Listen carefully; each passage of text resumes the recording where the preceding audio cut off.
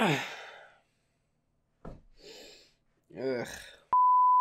Yo, what is up? demonjoefrance here. Welcome back once again to another video. How you guys doing? Guys, today we're going to be taking a look at the Ice Queen in Fortnite Save the World. Now, this lucky little lady, which just so happens to be a thick goth girl, is in Fortnite Save the World before Battle Royale. She of course is a data mined Battle Royale skin, however, so if you guys think about picking her up, might want to use code demonjoefr. I'm not saying anything, but I mean, you know, if you would like, then make sure you do that. The way that you can get the Ice Queen and Save the World is going on over to your quest page, go into the quest log, the event Frostnight, and week 3 master. You'll be pulled up to this, and basically you just got to do challenge 3 one time. You can do it an additional 3 times for the banner, and this is the same way it's been with week 1 and week 2. Now this week has honestly been the easiest challenge that we've had the entire time that Frostnight has been out. One thing I do want to say though is that I know some people do struggle with this.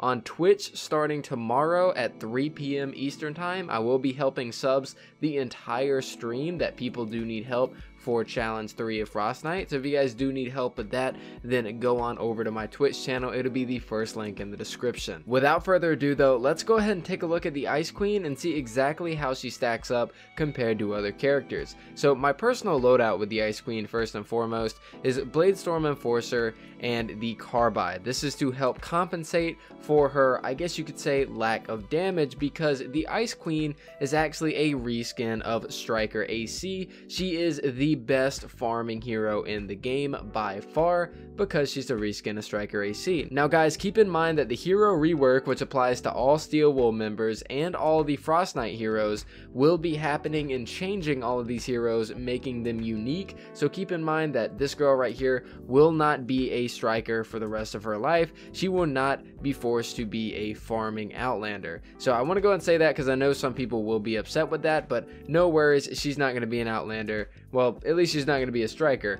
forever. But let's go ahead and take a look at her traits and abilities for those of you guys that don't know. We have Focus Acquisition, which comes with every single Outlander, Anti-Material Charge, Loot Llama, and Teddy. We have Strike Cost, which reduces the cost of Anti-Material Charge by 10 energy. Fist of the South Moon, which reduces the cooldown of anti-material charge by 5 seconds. We have In the Zone, which means that after 5 hits in a row with a pickaxe, it's going to be pretty good. Structural Strike, which dealing damage to a structure with anti-material charge, will refund 6 stamina and reduce the cooldown by 3. We have Long Arm of the Law, which increases the travel distance of anti-material charge by 1.5 tiles. Charged Fist, which means that it can be charged up, dealing 150% additional damage. Then we have Phase Shift, which is just phase shift. Then we have Iron Knuckles, which increases the damage of anti-material charge by an additional 150%, and then Kinetic Punch, which increases the impact of anti-material charge by 100% and increases the knockback to be effective against large enemies like Smashers. Now, there's one thing that I do want to point out about the Ice Queen. And I'm going to use one of my favorite heroes in the game as an example. If we go ahead and head on over to my boy Ragnarok. Now, a lot of people give Ragnarok a lot of flack because they claim that this guy is mainly a mediocre farming hero.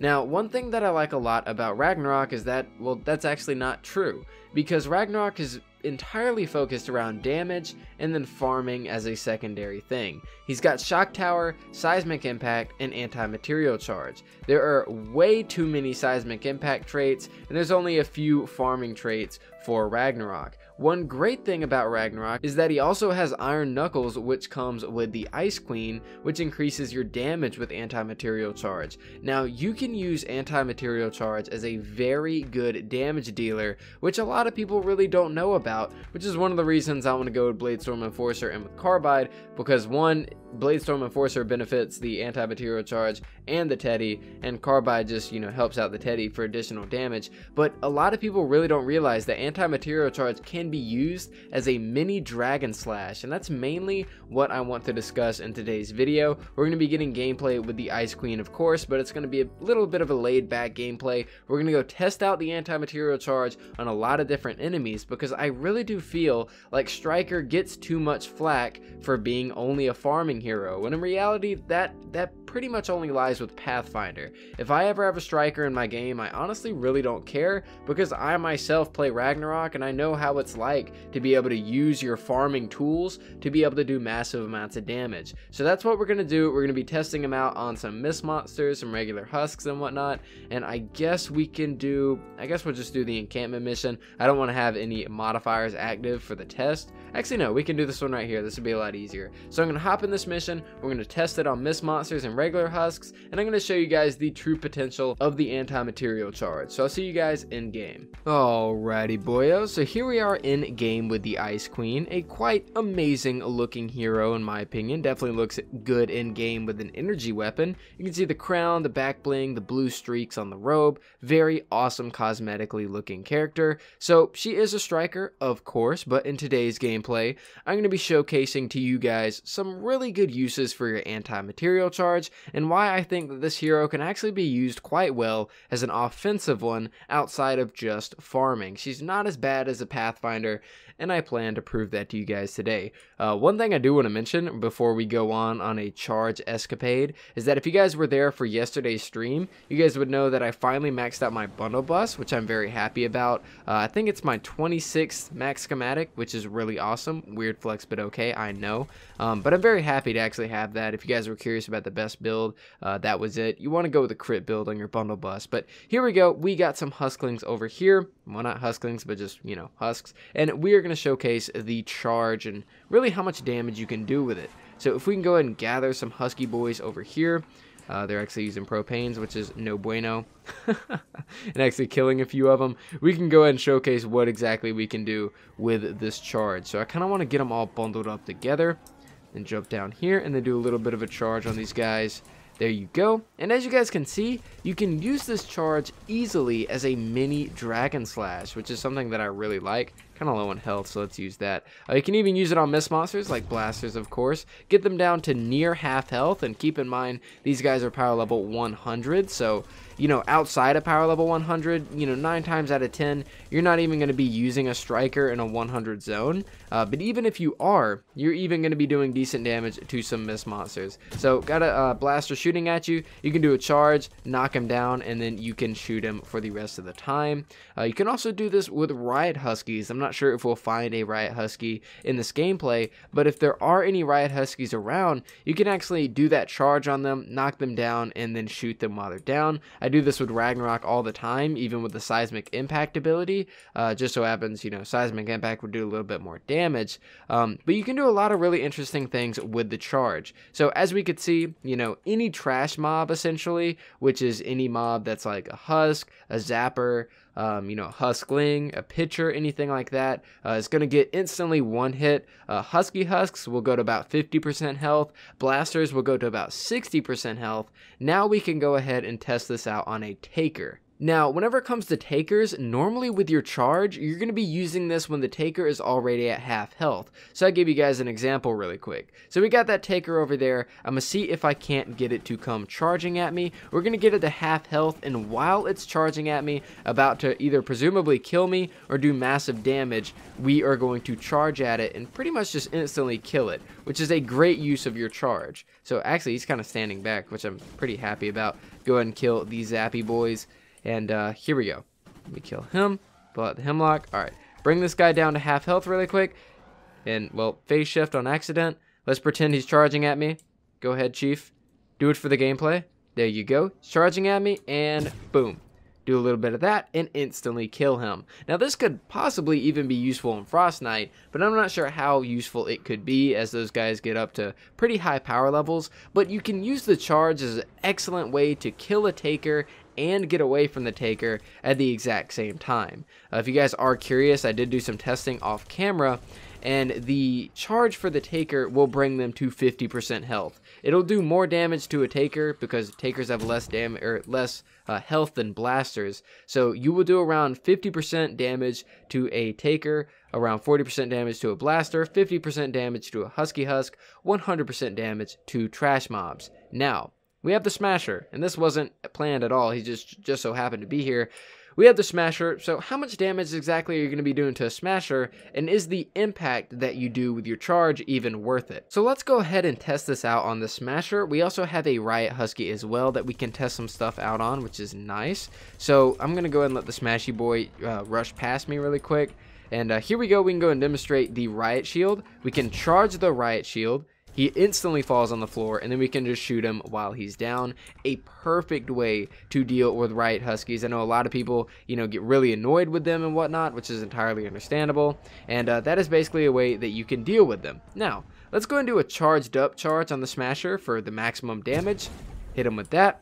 And there we go. So if you are going to be using your charge on a Smasher, do not do it for damage. You can get away with it on a Blaster and Taker and, you know, most mobs in the game. But if you're doing it for pure damage on a Smasher, you want to treat it the same way you're going to treat a Riot Husk. You want to do it for the impact. So as you guys can see right here, if I go ahead and charge him while he's not rushing at me, I can hit him and he's going to go falling to the floor. This is excellent if you got a Smasher that is, you know, hitting the base or something and you're trying to get him off. He's about to break open a wall. You know, he's sitting there, he's smacking it. You go ahead and charge him and then he's going to go get knocked down and then you can shoot him from there. Strikers honestly have a lot of utility that come along with them. You know, obviously if you guys are here for, you know, amazing farming gameplay, this is pretty much the best place that you can do it at essentially. I can charge up my charge here and just do that and just, you know, grab all the nuts and bolts and whatnot. And if you guys looked at the bottom, I can already charge again because I hit so many items. But, you know, I believe that the Striker is useful outside of just, you know, farming and whatnot. And I believe that they can do very decent damage and can actually come in clutch in a lot of situations whenever it comes to team play. You know, inside of Frost Knight, Strikers are one of the best Outlanders that you can choose because they're able to farm and they're able to be useful outside of farming whenever it comes to supporting your team. And that's basically one case I want to make for the Ice Queen. She's really good at farming, but she's also really good at dealing with mobs and, you know, even mist monsters and Riot Husks and a lot of stuff that's really annoying to most people, the Striker can actually deal with. You got a Taker that's rushing for you, get them to half health, charge them, they're instantly dead. You got Blasters that are currently pelting you, charge them, knock them, and then, you know, just shoot them. Smashers that are destroying the walls, you can, you know, knock them and then shoot them while they're down. Anti-material charge is great if you're against, you know, weaker mobs. You can use it as a mini Dragon Slash, and not even to mention that this character comes with a Teddy, which is, you know, arguably one of the best Outlander abilities. You know, this meme was made by Shock Tower Gang. I don't know. But yeah, guys, you know, I kind of wanted to make that case for the Striker. A lot of you guys are probably upset that she's a Striker, but, you know, you're hopeful for the hero rework.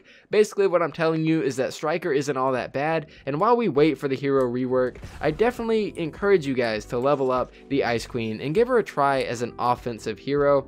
You know, you will get melted if you try to go out into the fray of everything, but Striker really does come in handy under, you know, specific circumstances, and those circumstances will occur a lot throughout every single mission. But guys, that is pretty much it for me. This has been the gameplay of the Ice Queen, and yeah, I wasn't going to sit here and farm all day for you guys. I wanted to showcase some really cool ways that you could use the Striker, so I hope you did enjoy this video. Thank you so much for watching. If you learned anything useful, let me know in the comments down below. And yeah, that's basically my own outlook on the Striker, and I'm curious if I changed yours as well, so let me know. But guys, thank you so much for watching. Make sure to follow my Twitter, make sure to follow my Twitch, and I'll see you guys next time.